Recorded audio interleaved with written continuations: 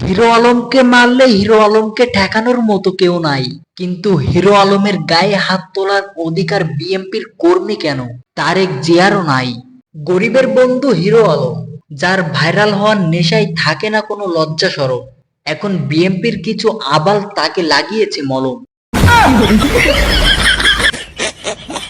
ভাই, হাসি পাচ্ছে? আমি হাসির কথা বলি নাই, 1 মিনিটে শুনে যান এই মানুষটার পরিচয়। হিরো আলম উঠে আসেনি বিএনপি বা আওয়ামী লীগের কৃতজ্ঞতায়।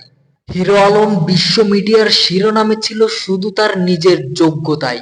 হিরো আলম তো বিনোদন জগতের এক অভিনেতা, মানুষকে হাসানোর জন্যই করে অভিনয়, কিন্তু তার গায়ে হাত তুলে বিএনপির আবালরা দিয়েছে বীরত্বের পরিচয়।